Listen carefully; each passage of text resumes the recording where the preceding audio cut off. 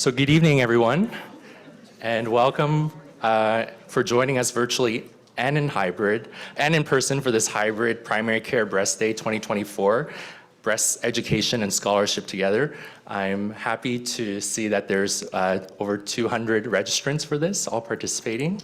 My name is Dr. David Lim, and I am the Medical Director of the Women's College Hospital Henrietta Banting Breast Center. And so I'd like to start with a land acknowledgement.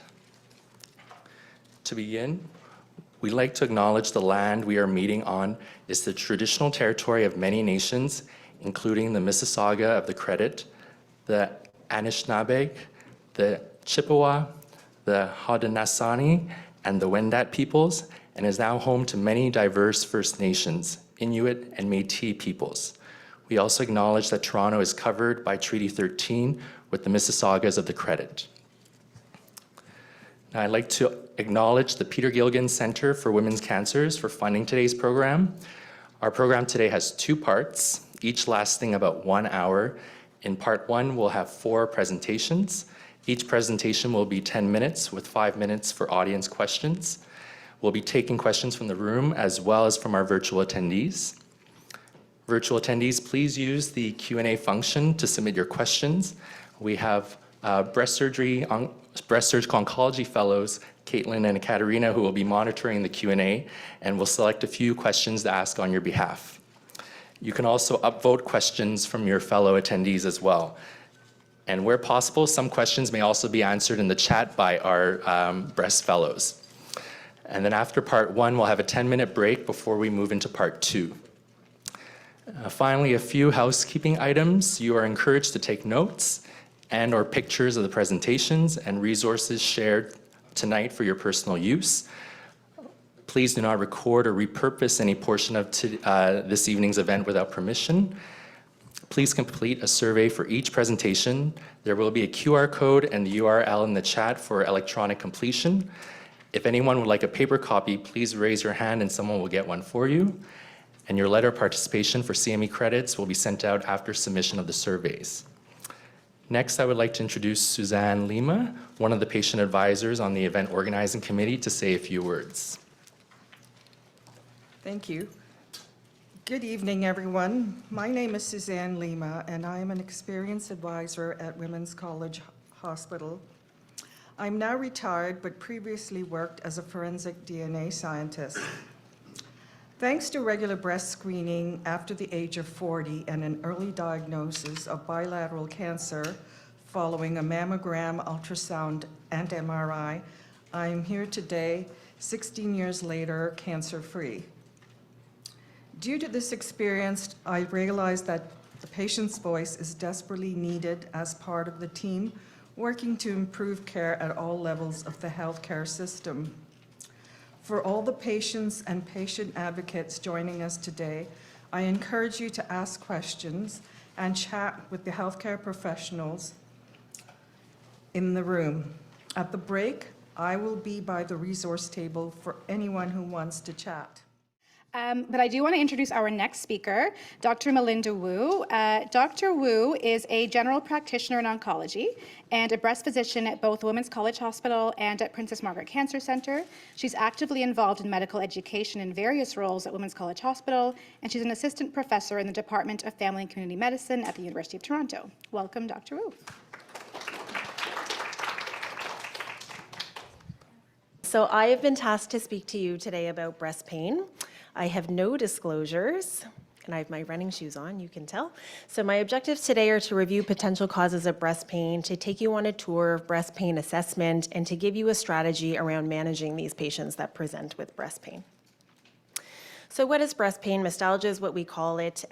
Largely it's broken down into 3 different categories. Cyclical breast pain that fluctuates with the menstrual cycle. Non-cyclical breast pain has nothing much to do with the menstrual cycle. And then that breast pain that arises outside the breast, or extramammary breast pain, or non-breast related pain. When you look at this diagram, the breast mound, do I have a thingamabobby here? Clearly couldn't figure that out. The breast mound kind of lives between the 2nd and 6th rib. It is surrounded by muscles, ribs, blood vessels, nerves, shoulder structures, the clavicle, neck and shoulder, nervous system. And so we think that breast pain is situated in the breast, but it really may not be. The first thing I do when patients come into the breast center with a breast pain question is validate them. It is extremely common. The medical literature first describes it back in 1829. I assure you it existed before that, whenever the breast mound was created. But it is very common. It affects many patients throughout their lifetime and often just kind of goes away on its own without a lot of intervention. So when I think about these patients coming in for consultation, I largely think about the differential diagnosis, or what the diagnosis could actually be, in three major groupings. The first is what can arise within the breast itself. So breast pain can be related to infection, abscess, benign things that live within the tissue, cysts, fibroadenomas, dilatation of the ducts, or widening or thickening of the milk ducts. Has there been trauma to the breast? We sometimes see, seatbelt trauma from motor vehicle collisions come in, for example. Is there inflammation of the blood vessels? And of course, at the back of every patient's mind when they come in for this consultation is this risk of breast cancer. We think largely throughout the non-breast related differential diagnosis, again, going through all those surrounding structures. Could it be muscle pain? Could it be inflammation of the rib joints? We diagnose so much costochondritis in the breast center because we reef on those rib joints trying to get a sense of where their pain is arising from. Could there be a rib bruise or a rib contusion? Could it be radiating nerve pain from a neck and shoulder structure? Could it be shoulder pathology, arthritis, tendinopathy, tendon pain arising from surrounding structures? And then we think about other causes, particularly those organs that underlie the upper chest wall. Left breast pain, we think about cardiac causes. I think about gastrointestinal causes in the central breast. And then a huge grouping of medications that can also contribute or make breast pain worse. This is, however, why we're here. This is why your patients ask for these referrals, and this is why we see this consultation request so commonly in the breast center. We're here tonight all invested in this, that 1 in 8 women may get diagnosed with breast cancer in their lifetime. So diving in a bit deeper very quickly, the cyclical mastalgia, or the breast pain that radiates or fluctuates with your menstrual cycle, can be moderate, and also very severe in intensity, but it fluctuates. So one of the first things I do is ask patients a very basic question to rate their pain out of 10. 0 being no pain, 10 being the worst pain. How does it ebb and flow in the cycle? And it allows me to get a sense of their perception of what their pain is in a pattern and what their pain is that day at the time of assessment. Cyclical breast pain tends to start at the latter half of the menstrual cycle, peaking at that week before your vaginal bleed. And it ebbs and flows with the rise and fall of hormones. And so when our bodies sort of prepare for pregnancy, we realize we're not pregnant, the hormones fall, the breast tissue also acquiesces. And it tends to reduce or resolve in those first few days following the vaginal bleed. But other than that, the quality can be quite variable. It can be an ache, there can be tenderness, there can be sensitivity to touch such that somebody can't wear clothing. It can be on one side, it can be on both sides, it can be in one spot, it can be, everywhere. It may not be symmetrical, and we don't have answers to this. I don't know why you have breast pain in one breast versus the other. I don't know why you have breast pain versus your family member. We just don't have that data. But I do provide some education around the ebb and flow of cyclical breast pain, and I find this very reassuring to patients. The other thing is that breast pain can ebb and flow throughout the life cycle. So we commonly see patients come in their 40s. We know the perimenopausal transition takes place 5 to 8 years before those periods even stop.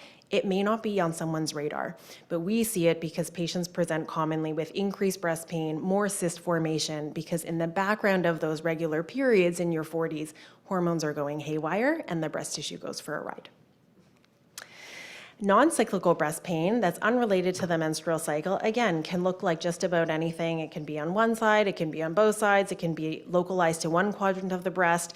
I just drew out the quadrants of the breast for the patients in the audience, and we often communicate with each other around these landmarks: upper inner, lower outer.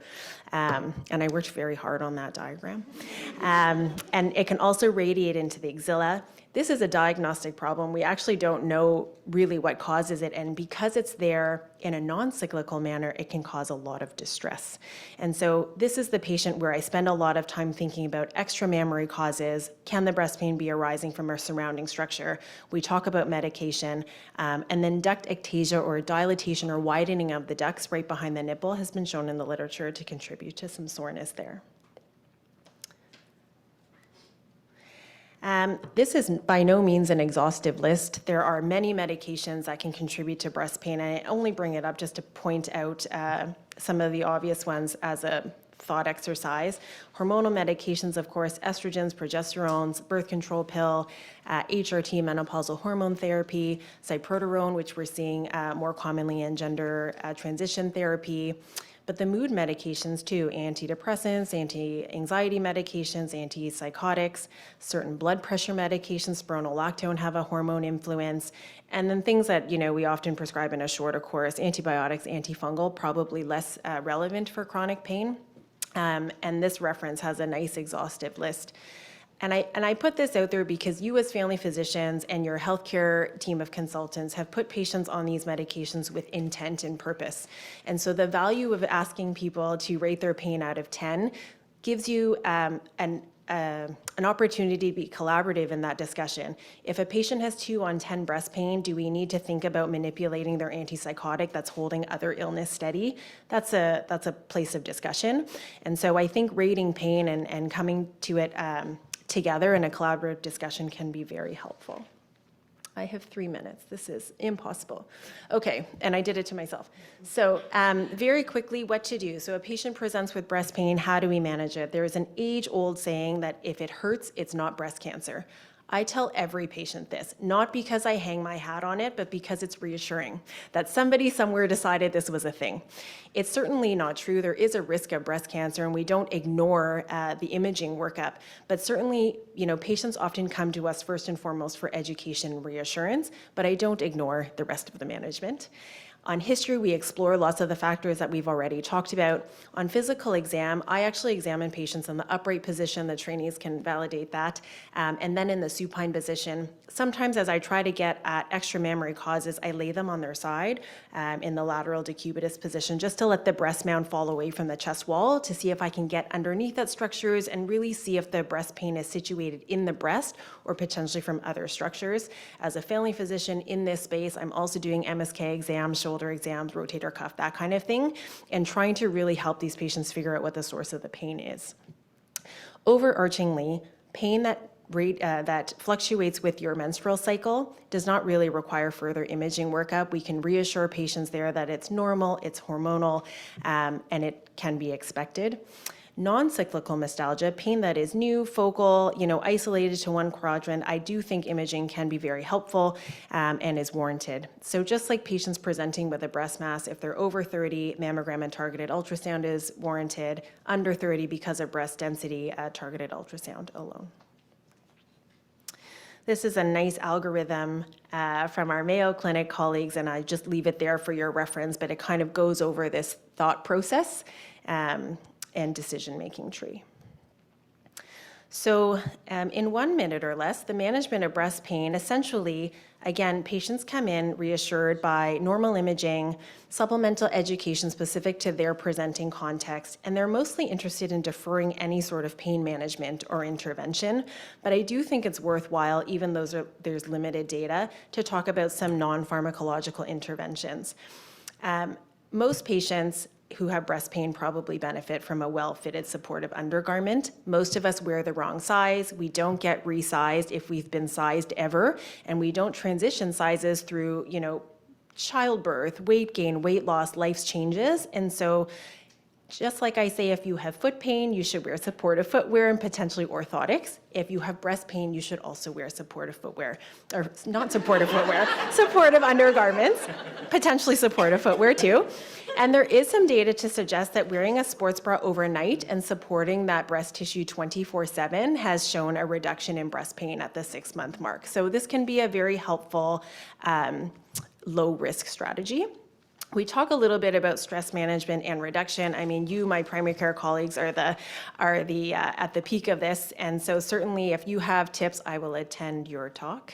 I'll move on to caffeine reduction, also equivocal in the literature, but I think worthwhile to mention in patients who consume a moderate to a lot of coffee, including tea, chocolate, pop, and so it is equivocal. Half of the patients will get better, half of them won't. But again, a low-risk strategy to decrease breast pain if they're interested. And remembering that a cup of coffee is like a measuring cup and not like whatever vessel they decided to fill that day. So moving on to pharmacological interventions, the nutritional supplements have data across the board that is equivocal. You will find studies that are very supportive, studies that show no benefit over placebo. The dose ranges are quite variable because everybody picks something different. So in general, these are some of the ones we discuss in the breast center. And again, it's usually the patient who has, chronic non-cyclical breast pain that is even interested in this discussion. I would pick one of these: vitamin E 1200, vitamin B6 40 milligrams, evening primrose oil 3000 milligrams. Try one at a time for 3 to 6 months and see if it shows any improvement. Flaxseed, very benign, tasteless, has been shown to have some benefit when consumed on a daily basis at 2 months, but there is no long-term data on this either. I'm going. So I just take you through a tour of medications. In terms of anti-inflammatories, obviously measurable harms, as you know. I probably prescribe or suggest topical diclofenac, also known as Voltaren gel, available over the counter, applied twice daily to focal breast pain, most often in the breast center. So breast pain that is focal, interfering with daily activity, sleep, intimacy, sport, that kind of thing, if it's applied consistently, has shown to reduce breast pain at the 6-month mark. You can, of course, consider oral NSAIDs, ibuprofen, naproxen, but again, most patients come in having no interest in taking an oral medication. And so the rest of these medications that I present to you is just for your awareness. Danazol has been shown to effectively reduce breast pain, but the side effects are so magnificent that nobody wants to take them, and I just put them there for your reference. And again, also to note, these are often young patients and it is teratogenic. Bromocriptine we often see in our patients with prolactinoma. I don't really use it outside of that, and I leave that to endocrine. And then tamoxifen, which we know well in our breast cancer patients to reduce risk of recurrence, and in our high-risk patients to reduce risk of first breast cancer incidence, has been shown benefit in reducing breast pain. I would often suggest the 10 milligram dose, which has a lower risk of adverse effect over the 20. But again, the side effect profile is so long that in the last 12 years, I've had one patient take me up on it. This was 2 weeks ago, actually. And so stay tuned. I don't know how it's going to affect her. So overall, most patients choose to forgo any medication intervention. I put those there. The data is all over the place, but I think, we do struggle, as a primary care community to support these patients and to provide them some direction. So these are some things to think about. And so in summary, breast pain can have many causes. Think within the breast, think beyond the breast, consider medications, make that informed choice based on the severity of breast pain and how debilitating it is. Imaging is reasonable in patients with focal non-cyclical breast pain. Again, mammogram and ultrasound if 30 years and older, ultrasound alone if under 30, and then treatment options. Surely shoes are important, but a well-fitted bra. Supplements you can consider, but data is kind of all over the place. And then medications, I probably, again, suggest topical diclofenac the most. And above all, validate, reassure, educate. And I think in the setting of normal imaging, what we do well is reassure this patient that at this time, your symptom does not likely reflect an underlying breast cancer. But from a breast pain perspective, what I do say is most patients leave my office with ongoing breast pain. Thank you.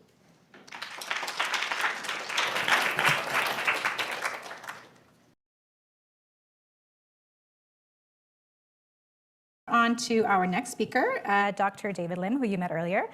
So he's a breast surgical oncologist, surgeon scientist, and medical director of the Breast Center at Women's College Hospital. He's also assistant professor in the Division of General Surgery at U of T and research director for the U of T Breast Surgical Oncology Fellowship Program. So please join me in welcoming Dr. Lin. Perfect. Thank you, Dr. Lofters. I'm going to try and make up for time. So I want to underline that this is really an update because this can't cover all of benign breast disease in 10 minutes, and I'm going to try and make up for time. So I'm going to talk to you about, I think, the 3 common things that is seen a lot in primary care: breast lumps, breast infection, nipple discharge, and if we have time, maybe breast cysts. And when we're talking about breast lumps, we're talking about fibroepithelial lesions, and they're so called because they have both stromal or fibrous and epithelial elements.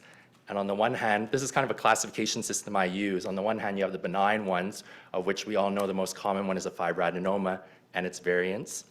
And then we're always concerned about the malignant ones, and what we're talking about are phylloides tumors, as you know. But even within phylloides, there's different severities, and really it's the malignant one that's considered a malignancy.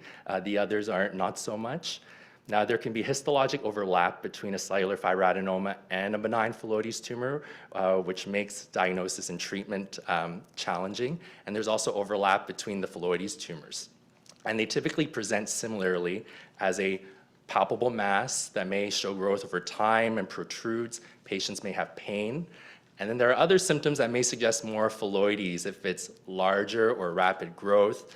A definitive diagnosis can only be confirmed with core biopsy or excision. If it's a phylloides, rarely there could be associated nipple changes or chest wall fixation and palpable axillary lymphadenopathy that's typically reactive. Histologically, a fibroadenoma grossly is round, lobulated, encapsulated, and it's biphasic with, again, the epitheliostromal elements. The phylloides tumor, they're rare. They mean leaf-like, referring to the papillary projections. There's no known cause for it. Majority are benign, but we're worried about the malignant transformation. And grossly, again, they can either look round, oval, like a fibroadenoma, or they can look quite abnormal with a pseudocapsule for a malignant phylloides tumor. And there are specific histologic elements that are standardized and help delineate between a benign, borderline malignant, which I won't cover in detail for the sake of time. But these are kind of the treatment principles for phylloides. We excise it, and the margin that we want for a benign phylloides is typically a negative margin, but there's contemporary data suggesting that even a positive margin may not impact local recurrence. Whereas historically, for a borderline and malignant phylloides, we aim for that 1 centimeter margin, but there's additional data that shows that even just the negative margin may also be acceptable, and we typically refer borderline malignant phylloides for a radiation opinion. So this is kind of my algorithm for a breast mass. A well-defined solid mass with physical exam and imaging features consistent with a simple fibroadenoma can either be followed with a short-term ultrasound and exam or a biopsy, and this could be done in your office, not necessarily referral to a breast center. And if the biopsy confirms fibroadenoma, you can follow it with another ultrasound in 6 months with physical exam. If there's no biopsy, then you can just follow them in the community with repeat ultrasound at 6, 12, and 24 months. And if it either decreases in size or remains stable after 2 years, you can stop following it, and this can be all done under the auspices of primary care. If it increases in size or changes appearance or becomes symptomatic, then you may want to follow it longer or then consider referring to a breast center for a surgical opinion. If the biopsy result is indeterminate or discordant, as per the radiologist, excise. If it's a phylloides tumor, excise. Or if it has any of these, typically we see either a cellular fibroadenoma or a cellular fibroepithelial lesion, it'd be worth getting a consultation from a surgeon regarding these. Although there may be some role for close surveillance of these. And so we typically excise when they're 3 or 4 centimeters interval growth, any features that may suggest a phylloides. If there's any discordance, sometimes patients want them removed because of pain, and also if they're in women who are much older and we aren't expecting to see fibroadenomas. Now I want to get to breast infection. So which is extremely common. So mastitis is referring to pain, redness, and swelling of the breast, and if left untreated, it can lead to an abscess. Commonly in between the ages of 20 and 50, but can be even in postmenopausal women and children and men. Typically central location, but it can also be peripheral. The clinical exam is diagnostic with erythema, warmth, thickening, red tenderness. Ultrasound often is a useful adjunct to evaluate for an abscess. Mammogram may not be possible because of pain, but it is important for an infection that persists despite treatment to rule out possible breast cancer. Now, abscesses can either be lactational or non-lactational, and it varies depending on the type of organisms that are inciting. And typically, the treatment is if there's no fluid component in ultrasound, the antibiotic choice is directed by local practice. Typically, we prescribe Keflex or Amoxiclav, but there's also emerging MRSA that you have to think about and then consider clindamycin or Septra. However, in pregnant women or in women who are breastfeeding, avoid Septra and also tetracycline, ciprofloxacin, chloramphenicol because it enters the breast milk. One important thing I counsel patients for lactational mastitis is to continue breastfeeding. And if it fails to improve, repeat the ultrasound and obtain a tissue biopsy to exclude cancer. And for severe infection with progressive sepsis, they may need empiric vanco. If there's an early abscess, we treat these typically with needle aspiration. We send for culture insensitivity and warm compresses. Sometimes multiple aspirations may be needed in order for resolution, even up to 3 or 4, and that's typically preferred. I think this is more historical, or in patients who are quite sick, they may need surgical incision drainage, where we incise over the area of maximal fluctuance. We evacuate all the pus, break up all the loculations, biopsy the abscess wall. These are typically for patients who are unwell, hemodynamically unstable. And then there is such thing as a late abscess where these can be difficult to treat, requiring long-term antibiotics with surgical IND, quite uncommon. Now there is a form of mastitis called Zuska's or periductal mastitis, and it's non-lactational, typically seen in smokers and diabetics, and the pathogenesis of it is due to keratin plugging of the ducts, which is a result of smoking. But we also see it in women with a congenital cleft because of the low moisture environment. It also, or the moisture environment, it leads to inflammation causing keratin plugging. And this leads to a recurrent process of inflammation, infection. The treatment for this is to treat the infection, but it's going to keep recurring because the disease process hasn't been addressed. So typically these need to be surgically managed by removing the diseased duct. And if it's one duct, we can cannulate with a lacrimal probe and remove it. And if it's multiple ducts, sometimes we have to remove the entire ductal system, which I've only had to do once before. There's also, we see a lot of granulomatous mastitis, which can be quite challenging. It's a benign inflammatory condition. Women of childbearing age, and they typically present with a mass. We always do ultrasound biopsy to rule out cancer, but they get recurrent infections with fistulization, hypoechoic mass, or superimposed abscess. Again, the idiopathic part is the diagnosis of exclusion. There's often a variety of causes that can lead to granulomatous mastitis. And what's pathognomonic, as you know, on pathology is the non-caseating granulomas. And again, we core needle biopsy the mass of the wall. And so the workup includes imaging, aspirating any abscesses, biopsy of the mass itself, rule out other causes of granulomatous mastitis. And typically these are self-limiting, and I reassure patients. Often they want a quick fix, but if you observe them, most of them will resolve on their own. There has been, I typically drain and treat with antibiotics if there's a superimposed infection. There is an article in JAMA that says doxycycline may work. I don't tend to use it. There's a variety of treatments that's been proposed, and some of them work to varying effect, but I think supportive care and reassurance. I've had success also with local steroid ointment. I avoid doing any surgical incision and drainage for these because these lead to chronic draining fistulas and hypertrophic scarring. And then rarely, if it's bad enough, they may need steroids or methotrexate. If it ever gets that bad, I would refer them to rheumatology. Yeah, but I've yet to need that because they all seem to resolve over time. And then nipple discharge, it can either be physiologic or pathologic. Pathologic is unilateral, localized to single duct, either serous sanguinis or serosanguinis, and most typically caused by a papilloma, but rarely malignancy. And we do a thorough history, physical exam. We do imaging with mammogram, ultrasound, and ductography and MRI. This is just a ductogram showing a filling defect, and any significant findings should be biopsied. And typically, if we don't find anything on workup, we do a terminal duct excision. If there's multiple, or a central lumpectomy, but typically a terminal duct excision just cannulating the offending duct typically is therapeutic and also gives us, may potentially give us a cause.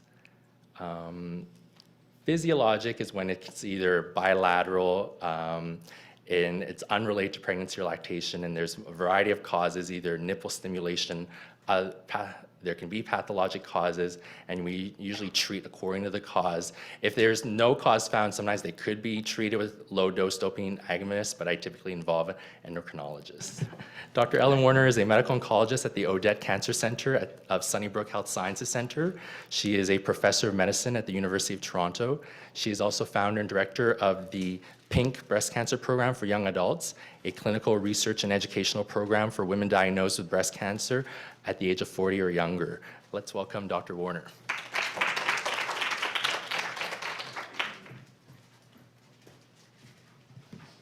Thanks so much, David.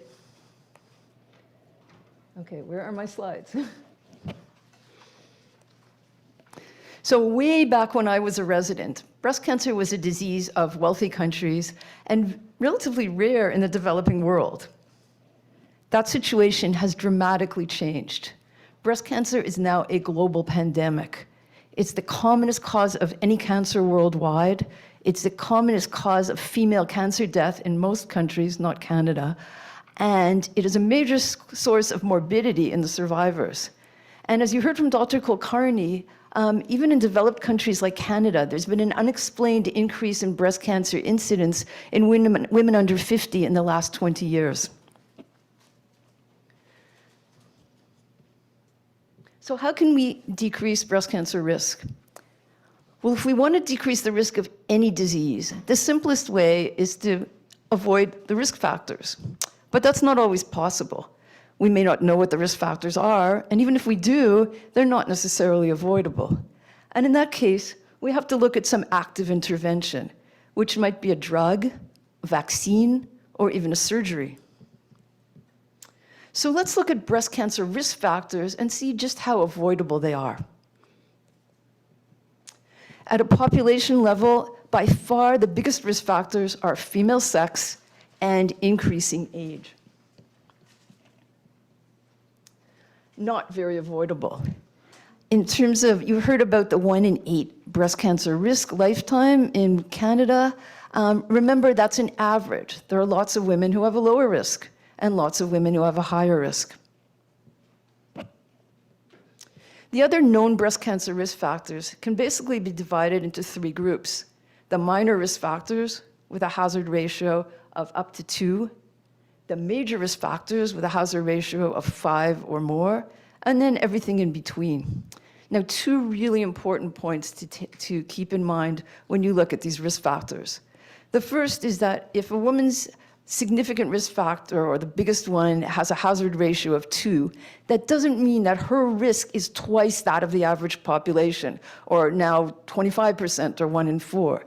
It simply means that her risk, assuming she had no other risk factors, would be twice as high as it would be without that particular risk factor.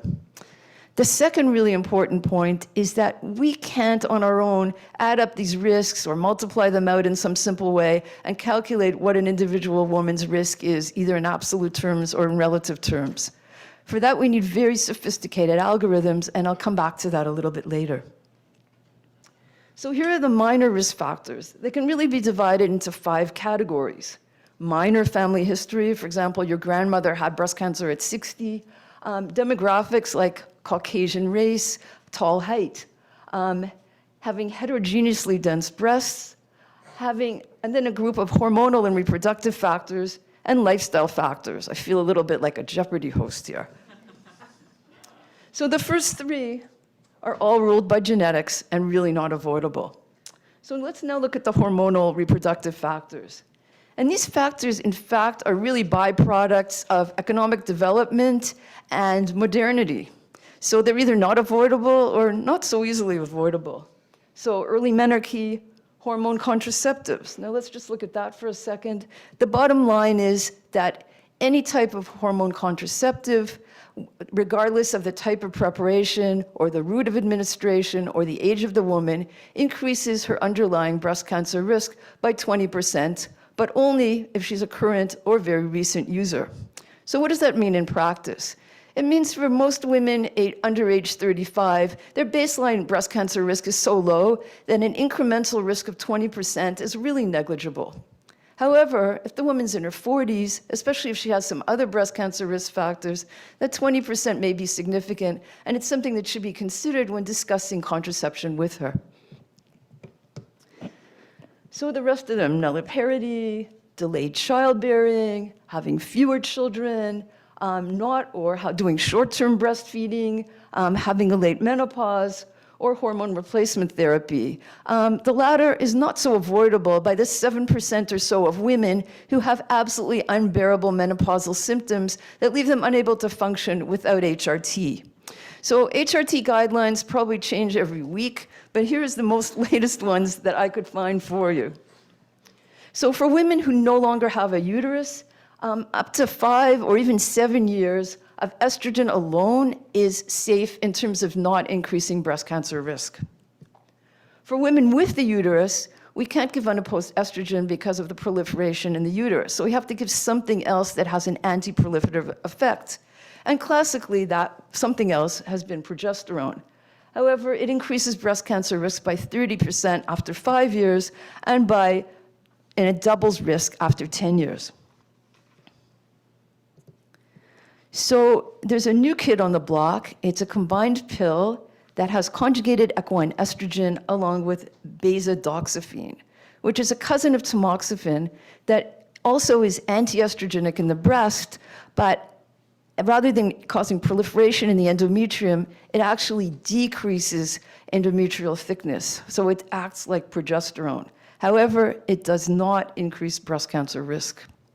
And it's a very exciting and it doesn't increase uterine cancer risk. So some of these are avoidable. Now let's look at the lifestyle stuff. Finally, okay, so women who drink moderately, regularly, have a 25% breast cancer risk increase. Heavy drinking, 60%. Remember, these are minor risk factors. Smoking 10 years before a full-term pregnancy increases risk by 50%. Postmenopausal, not premenopausal obesity, increases risk by 40%, and not exercising regularly, an increase of 30%. At least all of these are avoidable risk factors. But now we've hit a brick wall, because if we look at the bigger risk factors, such as the moderate risk factors, a moderate risk family history, say your mother had breast cancer at 45, moderately penetrant germline mutations like ATM or CHEK2, having had a previous breast cancer, having a premalignant lesion such as atypical hyperplasia or LCIS, or extreme breast density, the category D. None of these risk factors are avoidable. And if we look at the major breast cancer risk factors, ditto. High-risk family history, highly penetrant germline mutations such as BRCA1 or 2, an untested first-degree relative of someone with one of these highly penetrant mutations, or breast radiation before age 30 therapeutically with an 8-year lag. These are all major risk factors and not avoidable. So what are we going to do? Well, we have to look at the active interventions. And when it comes to breast cancer, the major one we're going to talk about is drugs. Using drugs to prevent breast cancer or reduce its risk is called chemoprevention. Obviously a very confusing term for patients. But the only drugs that have been proven to be effective are all antiestrogens, either the SERMs, tamoxifen and raloxifene, or the aromatase inhibitors, letrozole and anastrozole and exemestane. Not surprisingly, these only reduce ER-positive breast cancer risk. They have absolutely no effect on the 20% of breast cancers that are ER-negative. They have the greatest benefit for patients whose increased risk is due to a previous atypical hyperplasia or LCIS. And in all the studies, duration of these drugs was 5 years or less. There's no studies giving it for longer. And in none of these studies that followed the women long enough has any survival benefit been shown to date. So tamoxifen is the only option for premenopausal women. in 4 randomized controlled trials in which tamoxifen at the standard therapeutic dose of 20 milligrams daily was put against placebo for 5 years, there was a significant reduction in ER-positive breast cancers in the tamoxifen group by close to 50%. Interestingly, when the women on tamoxifen stopped the drug, their breast cancer risk continued to be lower than each year than that of the women who had taken placebo, called the carryover effect. And the effect was similar in all age groups. But as you heard, tamoxifen has loads of side effects, some extremely annoying, such as hot flashes. And it also has rare but serious side effects: uterine cancer, blood clots, severe depression, and is teratogenic. Well, there's a cousin of tamoxifen, raloxifene, which is also antiestrogenic in the breast, but doesn't have any effect on the uterine lining. And in a head-to-head comparison in chemoprevention for 5 years of either raloxifene or tamoxifen, there was no increase in uterine cancer in the raloxifene arm, unlike the tamoxifen group. Terrific. And there was fewer blood clots in the raloxifene arm. Fantastic. But it didn't work so well. It was 20% less effective than tamoxifen, and of course it can't be used in premenopausal women. What about the aromatase inhibitors? So 2 of them, exemestane and anastrozole, have been formally tested in randomized trials against placebo for 5 years. They've never been tested against tamoxifen. But as an indirect comparison, it looks like they're even more effective than tamoxifen at reducing the risk of ER-positive breast cancer, reduced risk by 2/3. And again, there was a carryover effect in years 6 to 10. But of course, again, we have side effects. And the musculoskeletal side effects are the most annoying. And even more importantly, they may make the woman less able or less motivated to exercise, which of course would be counterproductive. They decrease bone density, increase cholesterol, and can cause severe vaginal dryness. So who is a candidate for chemoprevention?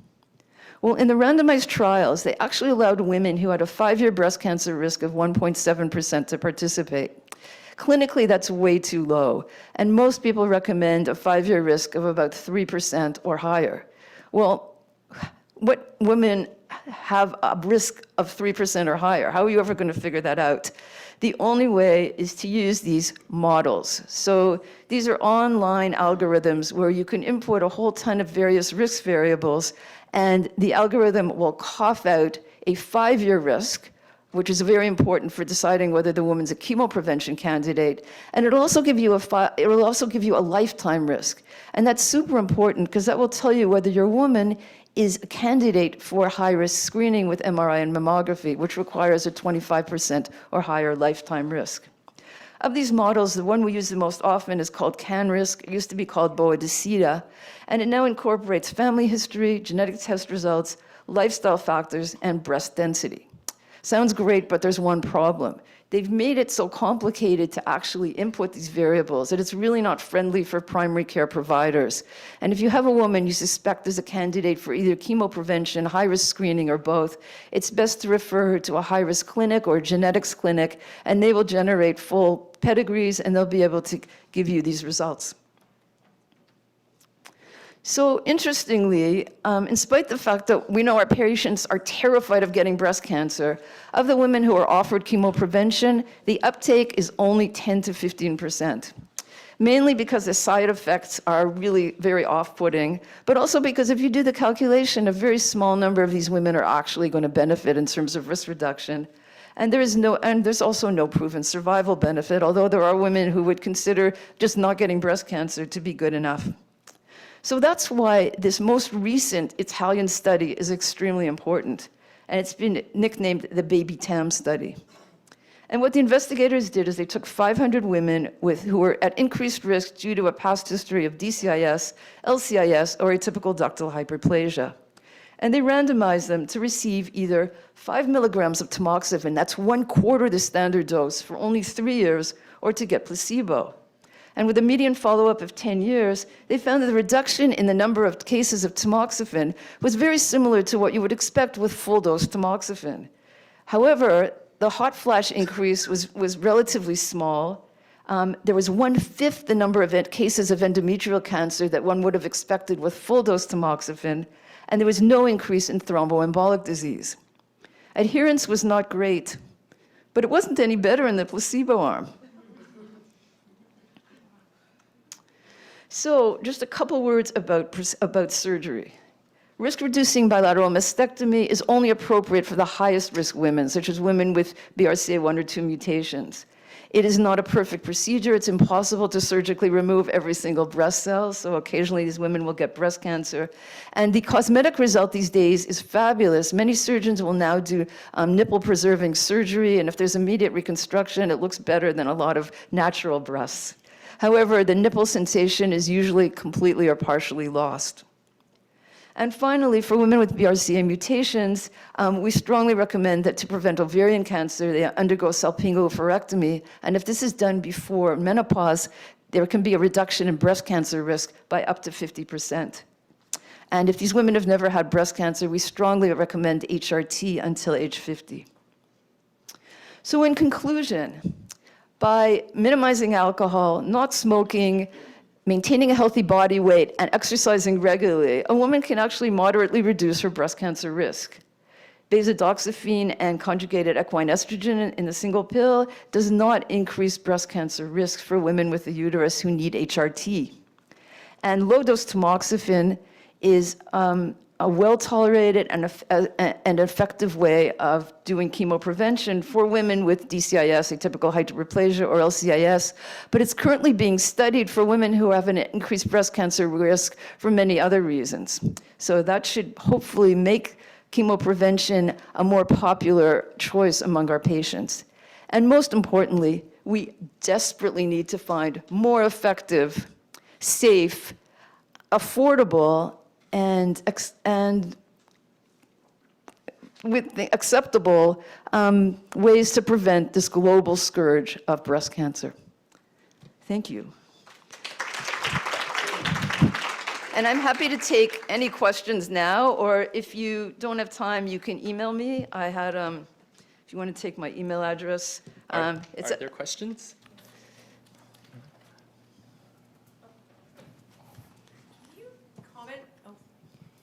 The height factor? Yeah, we don't really understand it, but like, Which direction? oh, taller. Taller is worse. Worse. Question is, can the tamoxifen actually be broken? So the lowest dose tamoxifen comes in is 10 milligram tablets. So you have two choices. You can break those in half, and some pharmacies will do it and some won't because it's chemo. But, you know, and, or you can take it every 2 days. And the reason for that is tamoxifen has a very long tissue half-life. So taking it every 2 days doesn't really affect your blood and tissue levels. But that's a great question. Yeah, well, last question from Dr. Kulkarni. So we get a lot of referrals for high-risk screening that don't go through genetics.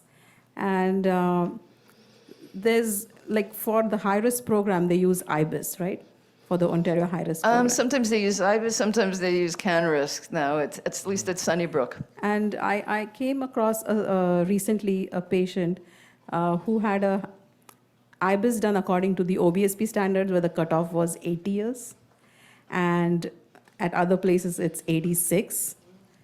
So how does a radiologist reconcile to all of this? Sorry, so I didn't understand. So from what I understand Yeah. is if you use a different cutoff age, then the risk changes. And so OBSP recommends a cutoff age of 80 for the IBIS. Right. Okay. And other people are not using 80 as a cutoff.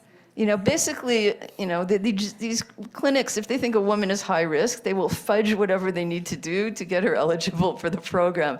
I mean, we don't know. Like, I've been involved on the executive. We don't know we don't have any great ways to assess women's risk, right? It's all kind of, and, you know, hopefully, like, there's no time for this, but we're going to get better and better at it. You know, we're going to have, you know, panels of, you know, these 300 SNPs, then we'll be able to hopefully refine risk and be much more efficient and maybe not screen very low risk women at all.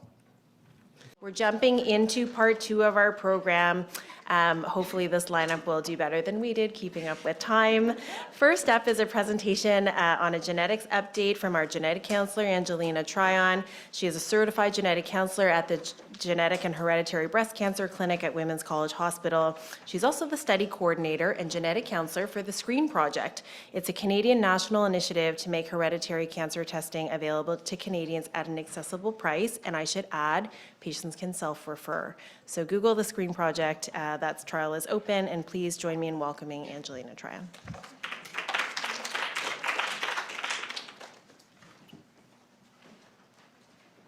Hi, everyone. Thanks for having me today. I'm here to talk about updates in regards to hereditary breast and ovarian cancer genetics, as well as the high-risk OBSP program in Ontario. I would like to disclose that I have a financial relationship with AstraZeneca/Merck, as I have served as a consultant for them.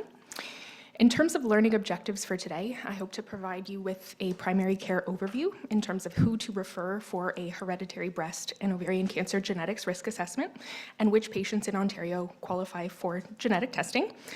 I hope to review updated high-risk OBSP assessment criteria to help you identify patients in your practice who can be referred for an assessment. And I hope to provide updates in regards to our knowledge about hereditary breast and ovarian cancer genetic testing and how to best manage patients who carry mutations in these genes. So I just wanted to differentiate that there are a couple of different components to a genetics assessment for patients that are seen by cancer genetics clinics in Ontario. So everyone that's referred to genetics for an assessment, obviously we evaluate their personal and family history to determine whether it's suggestive of something inherited. Patients, if they meet criteria, they are potentially offered genetic testing. For people that move ahead with that option, we facilitate that testing, though not necessarily everyone that is eligible will proceed. For people that are not eligible, at the minimum, we will have a discussion about their family history and screening recommendations based on that. A subset of patients seen by a hereditary cancer genetics clinic will also be eligible for an assessment to determine whether they're eligible for high-risk MRI and mammogram. Not every person who gets a hereditary cancer genetic assessment will also be assessed for OBSP high-risk eligibility, though everyone who gets an OBSP high-risk assessment will also get a hereditary cancer genetics assessment. So at times they do go together, but not always. I just wanted to highlight that back in March of last year, Ontario Health released a referral guidance document for hereditary cancer genetics assessment. The full details are available online, but essentially families that check one or more of the boxes on the referral document are families that potentially are more suspicious for something hereditary in the family. We do accept referrals for both affected and unaffected individuals, though I will say if we are suspicious of something hereditary in the family and the family is eligible for testing, we prefer to test family members with a cancer diagnosis because they are the ones that are most likely to have a mutation if there is a mutation present in the family. So we understand that that's not necessarily always feasible, but if possible, we'd like to see the affected relatives first. I just wanted to review some of the highlights of this referral guidance document. Admittedly, referral criteria may differ between provinces, but some things to look out for in terms of family histories that may be suggestive of something inherited. We're interested in meeting with families that maybe have specific or rare types of cancer, like ovarian, male breast cancer, triple negative under 60, metastatic prostate or pancreatic cancer. Young ages at cancer diagnosis, breast cancer under 45, for example, or families with multiple cancers, whether that's an individual with multiple primaries or multiple family members with same or similar types of cancer. Also, certain ethnic groups are more likely to carry certain inherited mutations related to hereditary cancer risk, such as the Ashkenazi Jewish population. So if you have any patients in your practice that have a family history of breast, ovarian, colon, prostate cancer, feel free to refer them, and in all likelihood, they will be eligible for founder mutation testing. And finally, of course, it makes sense that if your patient is aware that there is a hereditary cancer mutation in the family, those individuals are eligible for an appointment. Keep in mind, though, not everybody that we see will be eligible for testing. So that can sometimes be a misconception for patients. They automatically think because they're seeing us that they are going to get a test. On the other hand, just because a person has an appointment does not mean they have to pursue a test, even if they are eligible. So something to discuss with your patients. Just because you have an appointment, it's not a commitment to necessarily moving forward with the genetic testing process. In the past couple years, the province has also updated genetic testing eligibility criteria. So more recently, we've now been able to offer genetic testing to any woman diagnosed with breast cancer at 45 or younger, or 50 or younger if they've been adopted and don't have info about family history. We can now test any woman with a personal history of epithelial ovarian cancer. So not just high-grade serous, also things like endometrioid, clear cell, etc. If you have any patients with this type of personal history, feel free to refer them. Also, any woman diagnosed with breast cancer, and if they have one or more relatives with breast cancer diagnosed at 50 or younger, is also eligible for a test. Or if a person is unaffected, but we suspect that there is a 5% chance or greater of them carrying a mutation based on certain risk calculations that we can do, we can also offer those people testing, whereas previously it was 10% likelihood of a mutation or more.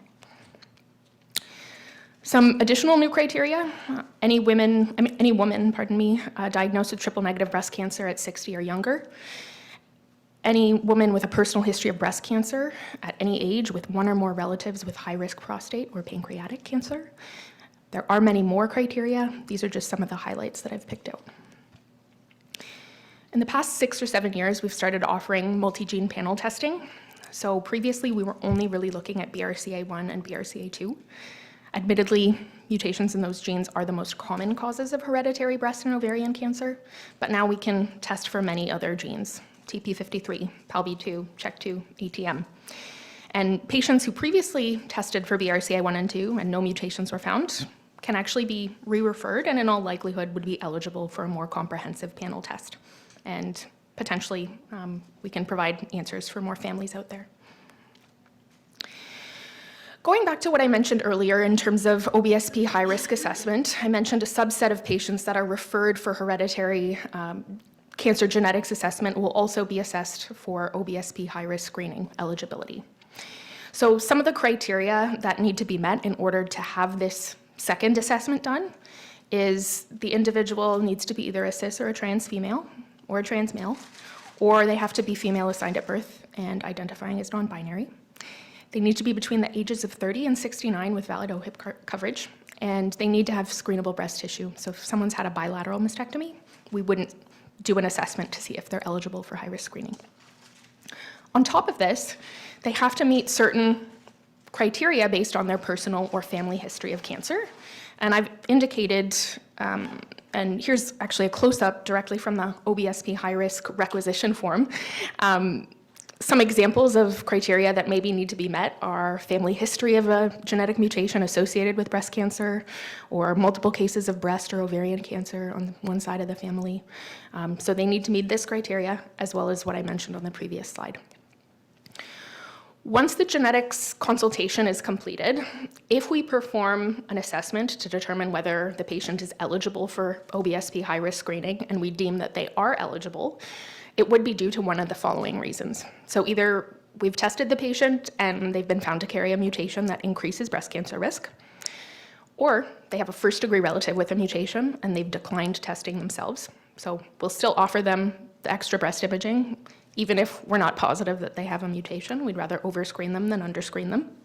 Or, like Dr. Warner mentioned, if we use either the IBIS and or CAN-risk models, and we calculate that their lifetime risk for breast cancer, or pardon me, risk for breast cancer until age 80 is 25% or higher, the genetics clinic can enroll the individual into the high-risk screening program.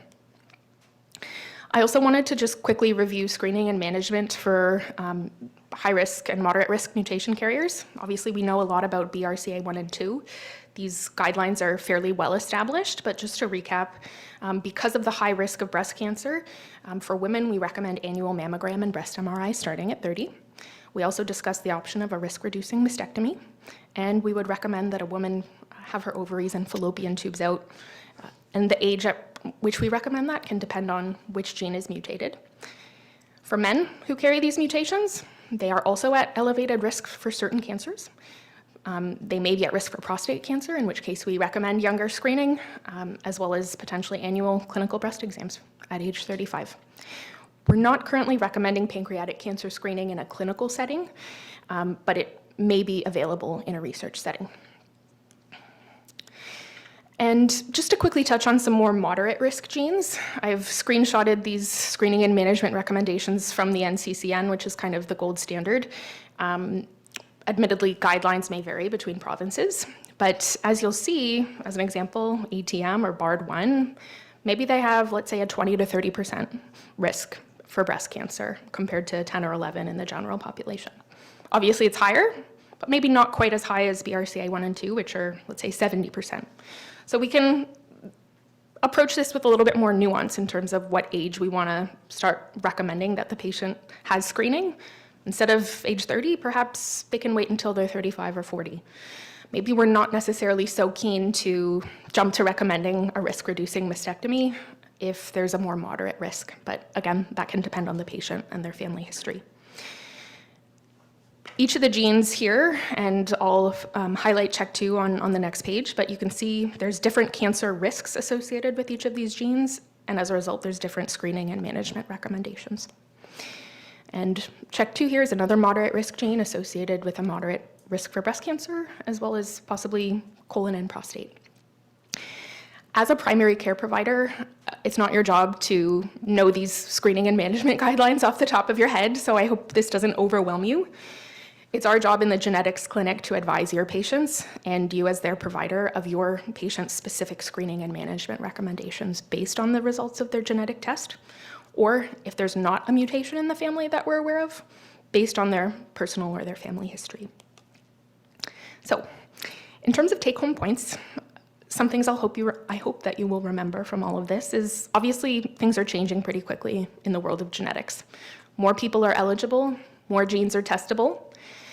As a primary care provider, try your best to be aware of updated referral criteria and potentially even testing eligibility criteria if you can. Even remembering some of the simple ones like breast cancer diagnosed at 45 or younger, or epithelial ovarian cancer at any age can be helpful. If you have patients like this in your practice, feel free to refer them and we'll take care of the rest. And finally, mutation carriers and their providers are definitely encouraged to keep in touch with us in genetics. Our knowledge is rapidly changing, and with that, screening and management guidelines can potentially change too, and we want to make sure people are getting the most up-to-date follow-up. So thank you, and if you have any questions, let me know. Any questions in the room? Are there any options for non-OHIP patients for the high-risk program? Just going to repeat the question for the people online. The question is, are there any options for high-risk screening for patients who don't have OHIP coverage? That's a good question. Dr. Kulkarni, do you know the answer to that?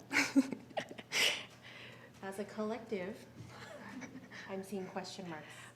I have had people who've driven to Buffalo for, let's say, imaging if they're really concerned, but that's purely anecdotal. Presumably they could also pay for it in Canada. Right? Presumably they could pay for it in Canada as They well. can? Okay. I assume you can pay for non-OHIP covered people. Even Buffalo is paid, right? Yeah, even Buffalo is paid, but in Canada, if you don't have OHIP, you can pay for services. Okay. So I imagine you could pay for a mammogram as well. So people who are low income, there's no options for them? I think if you're here on it depends on the status, but if you're here on refugee status, then the government has certain criteria about what is considered refugee status, and then the government will pay for whatever that person would require. But I think if you're here on non-OHIP, non-refugee status, then you have to pay for services in Canada. I'm not an expert in this field. Me neither, admittedly. So I know that Women's College had recently hosted screening for special populations, irrespective of their status, economic status. I mean, they had people come here and we offered them same-day screening. High-risk screening is a little bit tricky because it involves annual MRI, so that may be a little bit hard, but surely I think it's easy to get a mammogram. Thank you. One last question, Suzanne. I just wondered what percentage of breast cancers are genetic or are known to be from a genetic point of view? In terms of those high and moderate risk genes that I quickly showed, roughly about 5 to 10%, probably closer to 5%. Admittedly, we haven't discovered every single last hereditary breast cancer gene. Dr. Warner mentioned SNPs earlier. Maybe there are lower risk genetic factors that, when they're combined together may elevate risk as well. But generally, we quote to patients about 5 to 10%. So this is a question for Angelina about genetics. There's an attendee who's wondering whether a patient, if they can pay to have genetic testing done, and if so, where and how. Come on up.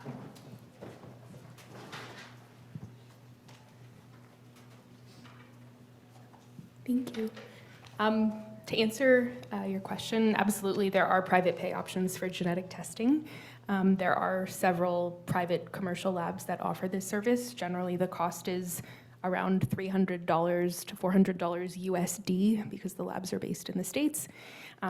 As Melinda mentioned at the beginning of my presentation, I work on an initiative called the Screen Project. Basically, anyone who's a Canadian resident who's over the age of 18, they can sign up for the Screen Project through our website, www.thescreenproject.ca. Basically, the goal of the initiative is to help facilitate easier access to pay-for-service testing for Canadians. So they sign up, we order them a kit, we've partnered with a lab in the States, and within a few weeks, we can get a result. And I work as a genetic counselor on the study, so if they have questions, let me know. Thank you. Thanks so much. Okay, I'm going to introduce our next grouping of speakers. We have 3 that will present one after another, and we will save the Q&A for the end of the 3 talks. Our first speaker, Dr. Michelle Nadler, will present on medical oncology updates. Dr. Nadler is a breast medical oncologist at Princess Margaret Cancer Centre, as well as a clinician in quality and innovation and assistant professor at the University of Toronto. Her academic focus is on knowledge translation related to exercise oncology, cancer rehabilitation, and survivorship care. I'm going to introduce everybody. You're already familiar with our second speaker, Dr. David Lim. Dr. Lim will present surgical oncology updates. And then finally, in this grouping, we have Dr. Ann Koch. She will present on radiation oncology updates. Dr. Koch is a radiation oncologist and clinician investigator in the radiation medicine program at Princess Margaret Cancer Centre, University Health Network. She is also the leader of the breast cancer program at Princess Margaret Cancer Centre and an associate professor in the Department of Radiation Oncology at the University of Toronto. To kick us off, let us welcome Michelle Nadler.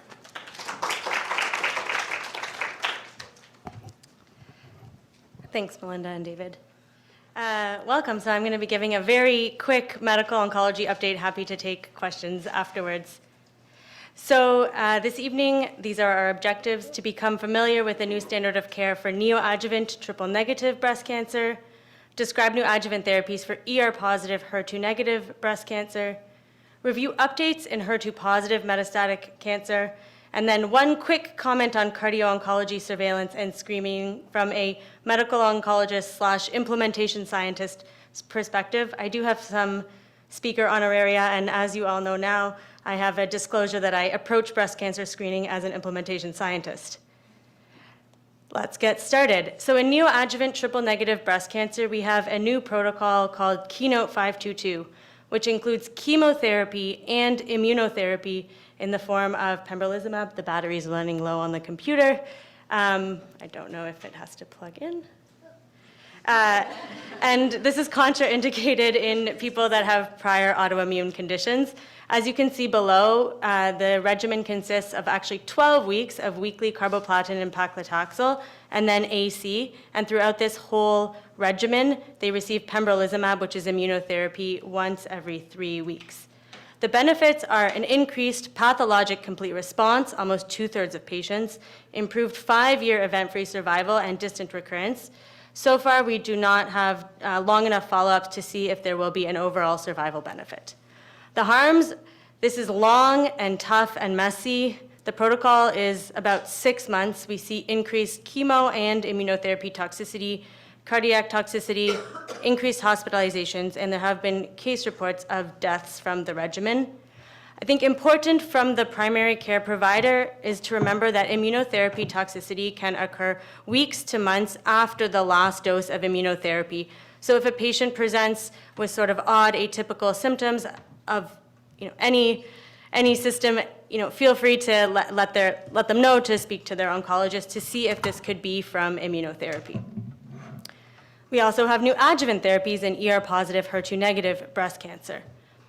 CDK4/6 inhibitors are an oral targeted therapy against breast cancer. If you remember back to medical school, that cell cycle with the G1S checkpoint, these CDK4/6 inhibitors try to inhibit the cells from going through the cell cycle, growing and dividing.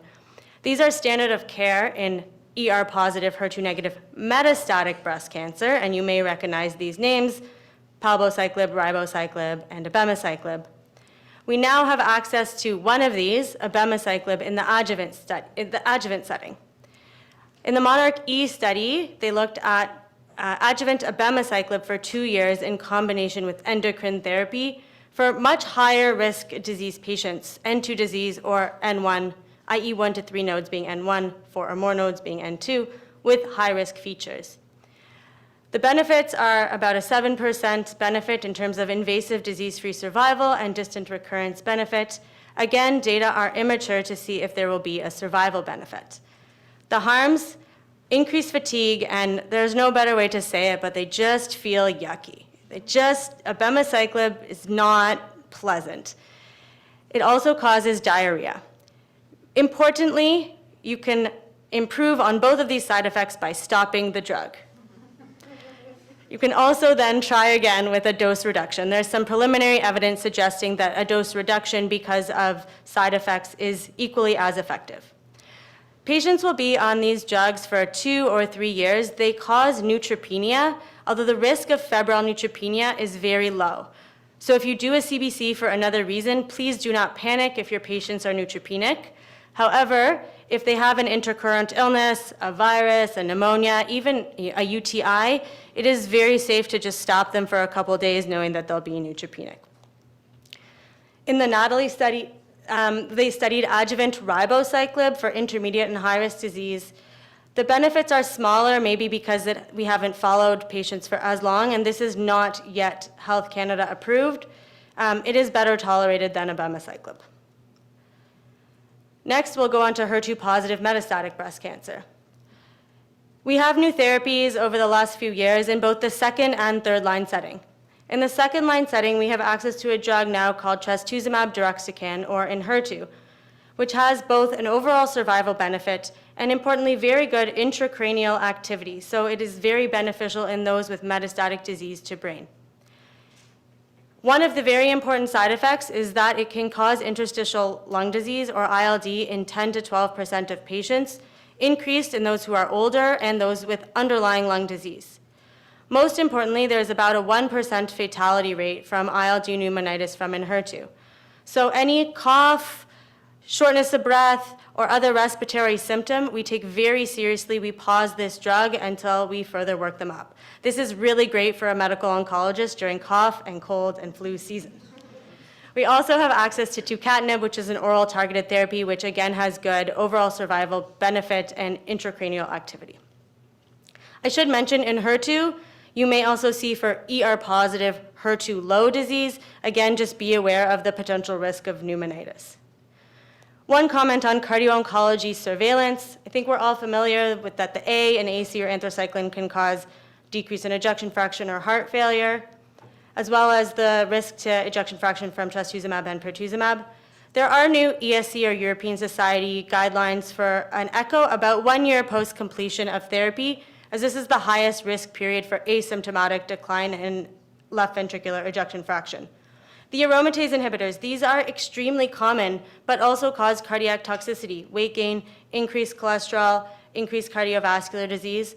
So these patients really need cardiovascular risk factor monitoring and management, the same way you would for any other patient, but be aware that this is an additional risk factor. Also think about whether they had left-sided radiation, which can increase the risk of arrhythmia and coronary artery disease. A comment on screening, since I've already taken a deep dive. I think 2 things that are important to remember for both patients and providers. One, remember that no matter what you have chosen to do about screening, that you should always present if there is a new clinical concern, even if you just had your screening mammogram 2 months ago. This should prompt clinical assessment, physical exam, and diagnostic mammogram, which is different than a screening mammogram, is done in a different center, has a radiologist on site, additional views can be done. Regardless of a minimum age to start screening, or again, whatever you decide to do for screening, it's important that there are both benefits and harms for screening. And personally, I believe women ought to be aware of both of these. So take-home points. Keynote 522 has chemotherapy and immunotherapy for triple-negative breast cancer. It works, but it is messy. Please be vigilant for immunotherapy toxicities. Adjuvant CDK4/6 inhibitors for ER-positive, HER2-negative breast cancer. We have access to abemaciclib. It makes people feel yucky and have diarrhea, and it causes usually asymptomatic, it just does, asymptomatic neutropenia. Please don't panic, but you can consider stopping it if patients are sick. We have good systemic therapy for HER2-positive CNS disease, so this can be really reassuring to patients, and we can prolong survival. Be aware for ILD pneumonitis with trastuzumab deruxtecan, and in the interest of time, I'll leave it at that. All right, so I'm going to talk about the surgical updates. So when we think, and I have no disclosures to declare. Now, when we think about surgical management of breast cancer, we're always thinking of either breast conservation or mastectomy. And these are influenced by tumor factors, the size of the tumor relative to the breast size, but also patient factors, including their preference. And this was just presented at last year's American Society of Breast Surgeons meeting. And what I used to always tell patients was that the oncologic outcomes are the same recurrence rates, same survival. So it's really a personal choice. But this was a large meta-analysis of the literature up to October 2021, looking for RCT and cohort studies comparing breast-conserving surgery and mastectomy. And they included 6 randomized controlled trials and 24 retrospective cohort studies. And the take-home message was that on the forest plot, there was actually favoring better survival for the breast-conserving surgery group who received lumpectomy with radiation. And this is hypothesis generating, and the authors had a variety of possibilities, but these are things to consider when we counsel patients and they're wondering what will give the better option. The other thing is that our breast cancer survivors, as Dr. Townsley will speak about in the survivorship lecture, is that they're living much longer. What matters, as well as the long-term psychosocial impact. And so we published our own literature with breast cancer patients who were treated at University Health Network. Sorry, I'm gonna go back. Oh, I can't go back. Small red. Small red? Okay. Oh, perfect. So we did a prospective cohort study of women who were diagnosed with stage 0 to 3 unilateral breast cancer at UHN between 2014 and 2017. And the spread in the procedures was about 40% unilateral lumpectomy, 40% unilateral mastectomy, and 20% bilateral. And we actually saw that the unilateral lumpectomy at 1 year had better breast satisfaction, psychosocial well-being, physical well-being, sexual well-being. And interestingly, there was no difference in distress scores on the left and anxiety scores in the middle and depression scores on the right. And we know that often women are considering bilateral mastectomy for unilateral cancer because of cancer-related distress and wanting to prevent a future recurrence. Now, we have a lot of strategies now to increase the number of women eligible for lumpectomy, and that's using oncoplastic approaches, whereas previously they were not eligible. We use them for women with extensive DCIS, multiple tumors, a large tumor size. And these can be utilized in up to 50% of the breast volume excision. I won't get into the details, but just in level 1, we use a lot of glandular reshaping after removal of the tumor in order to fill in the defect, in order to have a nice cosmetic outcome. Often this may involve centralizing the nipple. We often like to utilize hidden scars, the axillary incision, the inframammary incision, to improve cosmetic outcome for women. The round block around the nipple areola is well hidden afterwards and allows us to virtually access a tumor in any location. And then for larger tumors, we even have oncoplastic approaches that we borrow from plastic surgery. This is a tumor in the lower quadrant, and usually they have if you don't fill in that defect, there's a bird's beak deformity in that it caves in after treatment. And so you see that in the top And then following the oncoplastic approach, we're actually able to give them a nice contour afterwards. This is a woman who had a tumor in the lower medial, and typically if they just had a conventional lumpectomy, they would have that deformity. But nowadays we can use a special oncoplastic procedure called a V mammoplasty and move the breast tissue around to give them a nice contour after. And this is similarly with a larger tumor in the upper outer quadrant who just had a conventional lumpectomy. Nowadays, we can do a full thickness resection and bring the tissue together and give them a nice breast mound. The breast will be smaller compared to the other side, and typically after treatment, we often do a balancing reduction with our plastic surgery colleagues. And so that's allowed us to expand the use of lumpectomy, and women don't need to necessarily have a mastectomy if they don't want to. And this is also new data showing that lumpectomy for multiple tumors is safe, and this was just published in JCO. Most of this women had 2 foci, but even up to, there were a few women that had 3 foci in this study as well, showing a low rate of recurrence at 5 years of 3.1%. And of course, we still do mastectomy for the women who want it or have a large size that precludes breast conservation. More and more women still want to have bilateral mastectomy, and we know that it doesn't improve survival, but it's influenced by personal preference, body image concerns. We did a study using the SEER database that was recently published as well, showing that the actual risk of a contralateral breast cancer after a breast cancer diagnosis, including DCIs, is actually quite low, only 0.37% per year. This is just showing the different approaches we have to our simple mastectomy, where we remove the whole breast skin envelope and the nipple, a skin-sparing mastectomy where we remove the nipple but save the skin envelope, and then a nipple-sparing mastectomy we're doing more and more of. These are the incisions that we use for a potential nipple-sparing mastectomy, either inframammary or for larger breast size around the areola. These were the kind of older CCO guidelines for nipple-sparing mastectomy. The relative contraindications are becoming more relaxed. We typically don't do nipple sparing for Paget's disease or involvement of the nipple areolar complex, but we are doing it, relaxing a bit more on the relative contraindications. So even for tumors that may be close to the nipple areola, if the patient really desires saving the nipple, we can take a nipple areolar margin. And of course, ptosis factors into that. They may not be ideal candidates, but they can be done in a 2-stage approach.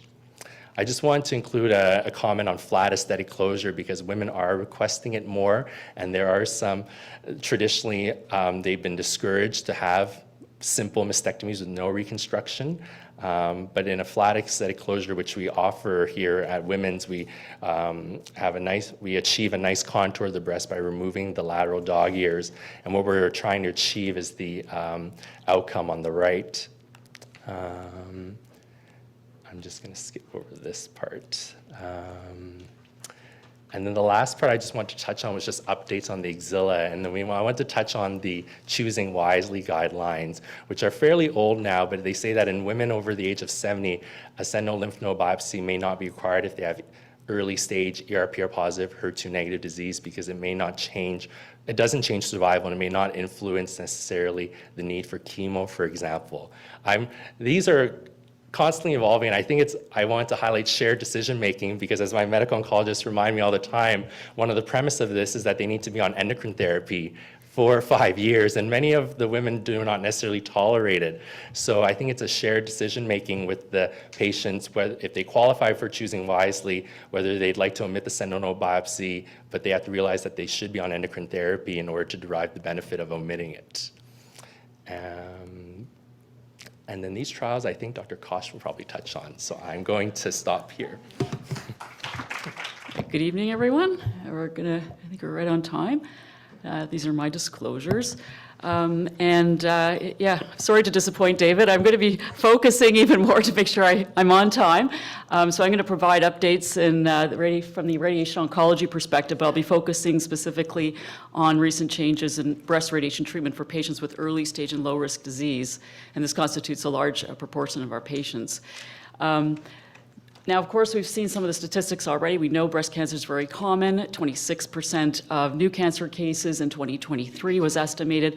And a lot of these cases are, 83% of cases are occurring in women who are older, 50 years of age or older, and 82% of cases are diagnosed in patients with early stage disease. Furthermore, the probability of surviving breast cancer for at least 5 years after diagnosis is almost 90%. So our patients may live a very long time after their treatment is completed. Now, breast radiation treatment is an important part of therapy for many breast cancer patients. It's been shown to improve survival, local and breast and regional lymph node control, and the schematic shows the areas or the target volumes that we aim to treat. So for lymph node negative breast cancer, it would be commonly the red boxes, whole breast radiation, and certain select patients may also get partial breast radiation treatment. And for those who have lymph node positive disease, the other color boxes representing the nodal areas would also be included in the radiation plan. And again, for this talk, I'm just going to be focusing on the breast and partial breast treatment. Now, after breast-conserving surgery or lumpectomy, about 75% of patients undergo breast radiation treatment. The process is shown up there. They start with a CT simulation scan. This is done without contrast, and we use the images to plan the treatment. And this case is a left-sided breast cancer plan. The left breast is colored in green, which shows the homogeneous dose that's been delivered to the breast. You can see the surgical cavity in red. I don't know if this is working. And the critical organs, such as the heart, are avoided for this treatment plan, as you can see. Breast cancer patients usually have a little bit of underlying in their field as well, but that's usually well tolerated by patients. The next image is a surface rendering with the box representing the treatment field, and the final image is a linear accelerator which delivers high energy photons from that treatment head. You can see to a very precise target, our target volume that we prescribed, and this is the most common way to deliver radiation treatment. There are, of course, possible side effects of radiation treatment. This is specifically for breast radiation treatment. The acute side effects are defined as those that occur within 3 months of completing treatment. Radiation dermatitis, mild fatigue, on occasion breast pain, which is often intermittent, localized edema, and about less than 1%, so a very small proportion of patients may develop symptomatic radiation pneumonitis. And this often will present with a dry cough, shortness of breath on exertion, and sometimes mild fever. And it's important to remember this is a diagnosis of exclusion.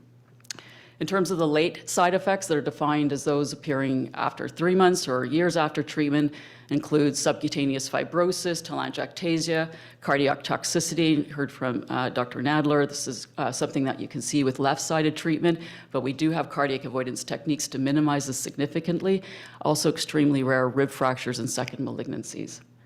This is an example of cardiac avoidance technique, deep inspiration breath hold with active breathing control, or ABC. So the patient has this basically a snorkel device, and it's hooked up to a spirometer that measures the respiratory airflow. And during deep inspiratory breath hold, the radiation treatment is delivered. In the bottom panels, you can see the ABC plan. So the heart is outlined in green, and the turquoise color is the left anterior descending coronary artery. And they're both shielded and excluded from the treatment field, whereas in the top two panels, you're seeing the free breathing scan, which is exposing both of those structures.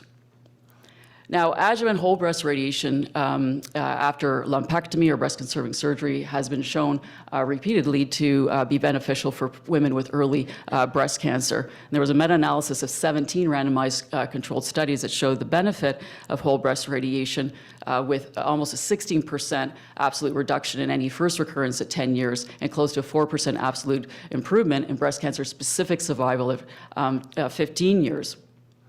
However, the absolute benefit of radiation varies according to age, grade, estrogen receptor status, and the use of endocrine therapy. So this histogram shows the variability with regards to these factors. And for example, the absolute 10-year risk of any first recurrence for women who are older, 70 years of age or older with low-grade disease who take a course of endocrine therapy is very low. And then the light pink bar shows the absolute reduction with radiation, which is also relatively small. So this has led to several trials, 2 major randomized controlled studies that looked at the omission of whole breast radiation after lumpectomy. This is one of the 2 trials. The other one had very similar results. So this is women 70 years or greater who have early stage ER-positive breast cancer, and they were randomized to endocrine therapy with or without whole breast radiation treatment. And at 10 years, the combined treatment was significantly better. However, from the endocrine therapy alone, in terms of local and regional recurrences, however, it didn't translate into improved overall survival. So we can take from this for informed patients who might be eligible and they want to avoid radiation, that they could pursue a course of endocrine therapy, and this would be for 5 years. If they want maximal local regional control, then they could have the combined modality treatment. If they decline endocrine therapy, this no longer applies. So then they would need to, and they would be recommended to have whole breast radiation treatment. I would like to also say for younger women between the ages of 50 and 70 years of age, there are currently ongoing studies looking at whether or not we can safely omit radiation treatment using, in similar early stage and favorable breast cancer, using biomarkers and molecular signatures, and the same types of studies are ongoing in DCIS. What are some of the other options for patients in this grouping? So partial breast irradiation, or PBI, is one of these other options. And the rationale for this approach is that most ipsilateral breast recurrences occur near the primary tumor site in about 70 to 80% of cases. In addition, radiation morbidity is directly related to the volume of tissue that we treat. So PBI can effectively treat and also reduce the exposure of normal tissues, and that has been shown by multiple large, modern, randomized controlled studies that have reported on the non-inferiority of PBI to whole breast radiation treatment. And this has led to the development of guidelines for PBI, so it's recommended for patients who have early stage invasive breast cancer, non-high grade disease, ER-positive, small tumor size of 2 centimeters or less, age 50 years of age or greater, and is similar for low-risk DCIS, similar recommendations. It is not recommended for patients with these histopathological characteristics, or if they're germline BRCA1 or 2 carrier, or if they're very young, under the age of 40. Now, I do mention here at the asterisk that in the recent 2023 guideline update for PBI, there is an allowance for patients who are 40 to 49 years of age to be treated, but the other caveat that is mentioned is that the strength of the data is greatest for women who are 50 years of age or older. So you may have also seen that the duration of radiation has been changing over the years. It's been getting shorter, and this is a concept called hypofractionation. So we've gone from 5 weeks to 3 weeks, and now most recently to 1 week, with the publication of the Fast Forward trial, which was a non-inferiority randomized phase 3 trial, which compared a 1-week regimen to the standard 3-week regimen, and was shown to be non-inferior for local tumor control, and was found to be as safe in terms of normal toxicity at 5 years. And this is now also an option for patients with, who are proceeding to PBI. So to summarize then, low risk and early stage breast cancer patients have treatment options. It's important to discuss the options with them and consider their preferences while factoring their potential toxicities related to treatment and pre-existing patient comorbidities. And I'm going to end there. And thank you very much for your attention. Last but not least, our final speaker tonight is Dr. Carol Townsley. She is a family physician working in the survivorship space within the Department of Medicine. She is the medical director of the After Cancer Treatment Transition Clinic at Women's College Hospital and served as the director of the General Practitioner in Oncology Fellowship through the University of Toronto. Thank you so much, Dr. Townsley. Thanks so much, Dr. Wu. It's a pleasure to be here and hopefully keep you awake through this, and we'll be home before too long. So I'm just going to touch a bit on breast cancer survivorship, and these are some of the objectives for tonight, are just to review some of the cancer surveillance recommendations. We're going to talk a little bit about adjuvant endocrine therapy relevant to you as a primary care practitioner, and review methods to support your patients that have been diagnosed with breast cancer previously. We've touched a little bit about this. Who are cancer survivors? Well, any person really who has been diagnosed with cancer from the time of diagnosis through the balance of their life is technically a cancer survivor, but the term is usually used to describe somebody who's finished their initial treatment with surgery, chemotherapy, and radiation. And as was alluded to before, the proportion of cancer survivors is increasing with the population as our population ages and as it grows, and the proportion of cancer survivors increases with 87 to 89% of breast cancer survivors living past 5 years. We are going to see more and more of these patients in our clinics who are surviving. And along with that, survivorship has evolved very significantly over the past couple of decades.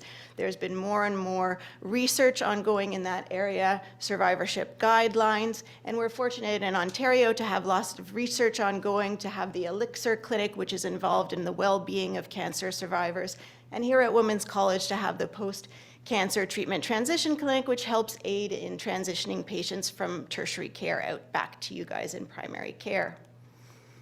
The essential components of survivorship include surveillance for recurrent or metastatic disease, which is often the most important part for patients initially when they've been diagnosed. They're worried about a recurrent or metastatic disease, but we also look at delivering their adjuvant therapy as appropriate, and for breast cancer patients, that's typically endocrine therapy. We monitor for and address any post-treatment effects that they may have experienced after chemotherapy, radiation, and surgery. We do the promotion of healthy living and also using referral process to specialties or primary care to get them involved in the patient's ongoing well-being. The current breast cancer surveillance guidelines post-diagnosis include a history and physical exam twice a year for the first 3 years and then annually after that. And there's to be annual mammography of any preserved breast tissue ongoing indefinitely. And then, as was discussed before, for patients with high-risk genetic mutations or greater than 25% overall risk of another breast cancer, you would add adjuvant as well MRI imaging. There's been many studies to look at more intensive surveillance, which is a source of insecurity for a lot of patients. They want CT scans or PET scans or tumor markers that will reassure them that they don't have metastatic disease. But there's really been no evidence that this increases overall survival, and in fact can detract from their overall well-being, because if they're asymptomatic and we detect an early metastatic disease, we would initiate treatment, which can cause comorbidities and some decreased quality of life without increasing survival. And patients may need counseling about that, because that's sometimes a source of anxiety, as they want reassurance that there's no metastatic disease.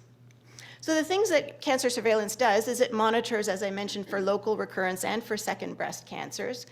As we know, the treated tissue from surgery and radiation will appear different, and it is important, if possible, even though your patients may be seen at a tertiary care center, to have a look and do a breast exam and realize how their breast tissue may look post-treatment, because it may be difficult later on, if they're complaining of new problems, to know whether that's a change to the breast tissue or not.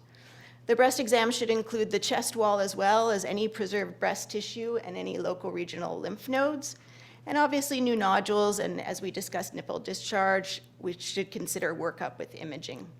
As well, any new or worsening rash or skin edema should have a good history and physical, and perhaps imaging to assess for the possibility of other types of breast cancer, such as inflammatory breast cancer. And then monitoring for metastatic disease. So as opposed to when I was mentioning asymptomatic patients don't necessarily require imaging, with breast cancer, we are monitoring to make sure there's no signs of disease going to the bones, liver, lung, or brain. And so systemic symptoms such as weight loss, intense focal progressive pain, pathological fractures, changes in headaches, and obviously very serious symptoms would prompt you as a clinician to either refer back or organize some imaging to ascertain whether there's any signs of metastatic disease. So a quick touch to adjuvant therapy in breast cancer. So it's kind of divided into premenopausal and postmenopausal women. For premenopausal women with low-risk disease, they typically receive 5 years of tamoxifen, and postmenopausal will typically receive 5 years of an aromatase inhibitor.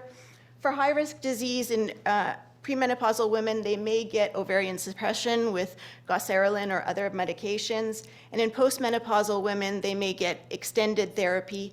And sometimes in perimenopausal women, we'll introduce tamoxifen and do a switch throughout their 5 years to an aromatase inhibitor.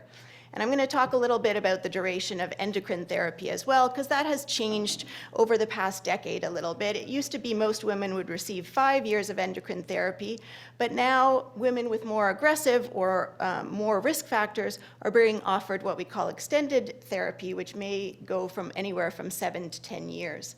And a substantial portion of this benefit of extended aromatase inhibitor or endocrine therapy is really in the prevention of second breast cancers.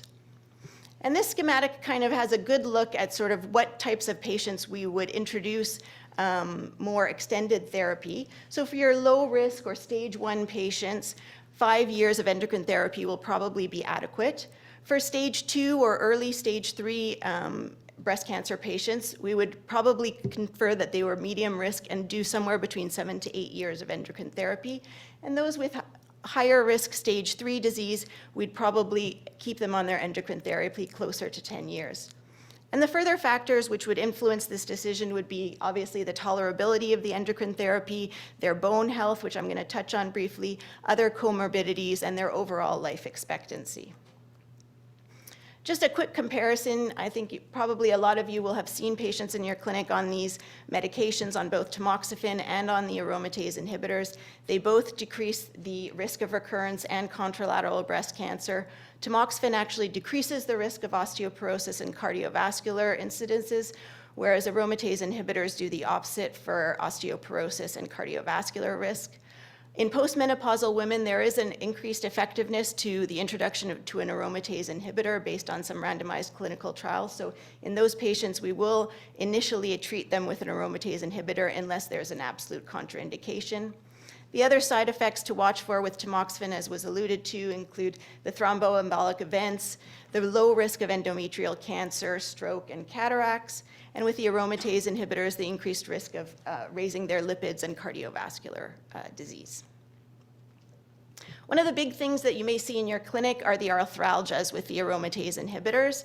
And so this is generally seen in the larger joints, the knees and the hips. It mimics really osteoarthritis. It'll be stiff in the morning, hard for them to ambulate. It seems to sort of peak at around the 6 to 10 month mark of starting their aromatase inhibitors.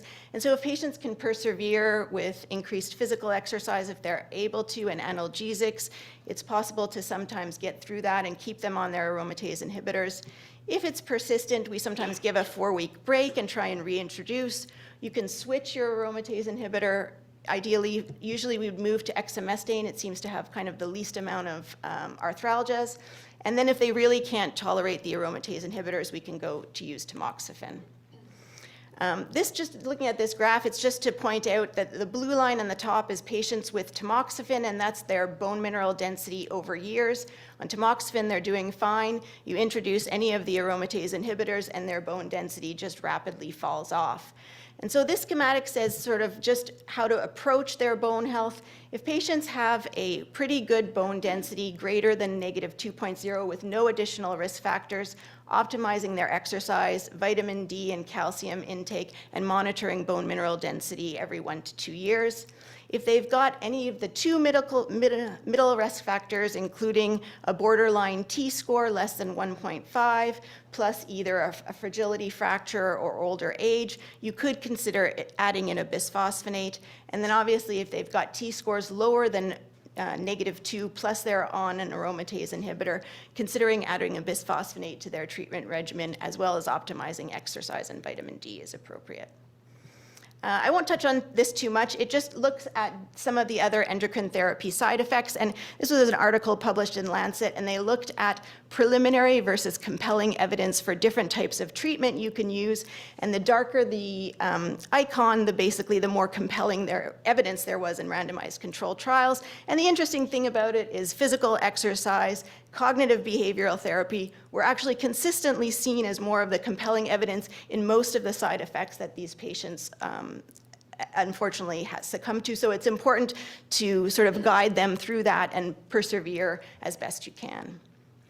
Other complications of breast cancer treatment that you may see in your patients in clinic include premature menopause. They can have neurocognitive changes like chemobrain with poor focus and concentration, altered body image, changes in sexuality. Patients who've had axillary node dissections can suffer from lymphedema and psychological distress. And, we'd like to sort of work together with you if there's things that we can help. We have a lymphedema clinic here. We have things like that that you can access for your patients if you're seeing that they are suffering from any of these complications.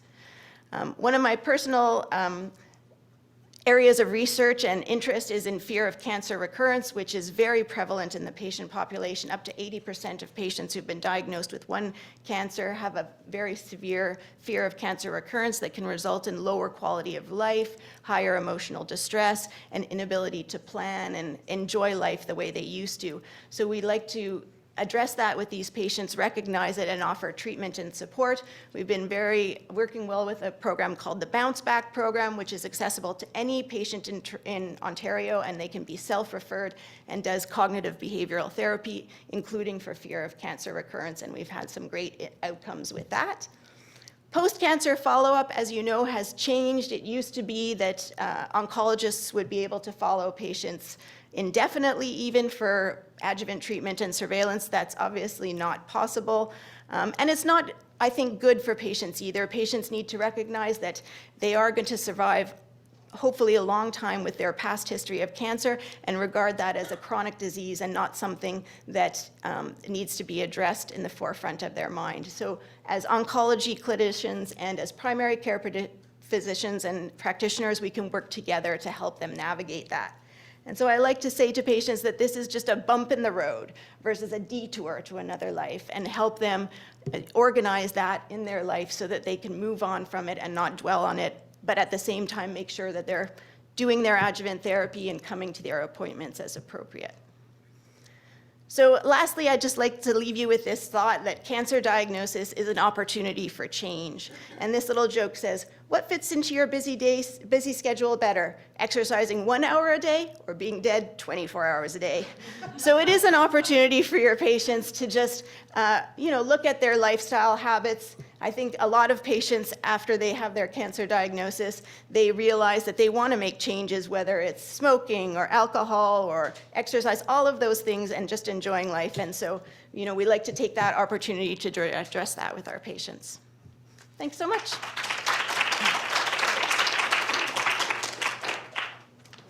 Any questions for Dr. Townsley? There in the back. Yeah, is there any website or set of guidelines that would be accessible to primary care docs around not just breast cancer, but general survivorship? Because I'm often left with patients who have been discharged from their oncologist, and I'm like, should I be doing anything? Yeah. So CCO has very good guidelines as far as surveillance post-cancer. So for breast, which was just what I was quoting about how often they should be seen and how often they should be imaged, but they have the same thing for colorectal, thyroid, all sort of the major tumor types. So if you go into CCO, I think it's post-cancer surveillance guidelines, you would be able to find it. I know you have an interest in the fear of cancer recurrence. I'm just curious how you approach your patients who you may be thinking may benefit from some of the programs, and because sometimes there's a bit of denial. Absolutely. And they are very fearful. So I'm just curious about your approach. Yeah, it's interesting because I think a lot of them will express that during the treatment phase or the more active treatment with chemotherapy and radiation, they're kind of on autopilot and they're not thinking so much about that fear. And then it's often when they come to me that becomes more of a reality. They're trying to get back to their life, and their family and friends see them as normal. So some patients do bring it, but it's sort of part of our routine history of how have you been doing, how have you been tolerating your tamoxifen, how are you doing back at work, or how are you, doing back with your family. And if they're expressing some type of problems with those things, we try and address it. And then we have access to, we have a breast-focused social work at Women's College, and then I've been using this Bounce Back program with a lot of effectiveness for these patients. So patients can be referred to the? Yes. Okay. Yeah. Is that online or? To the Bounce Back, or? Sorry, you can see I'm very interested. Yes, yeah. So the Bounce Back program is you can refer patients, and it's also self-referred. So you just have to Google Bounce Back program, and they can access it, and it's online cognitive behavioral, and they also get some phone intervention as well, some support. Okay, great, thank you. Yeah. Okay, thank you so much. Okay, I'm going to take a short minute to say thanks to everybody. Thank you so much to our speakers for sharing with us your time and expertise.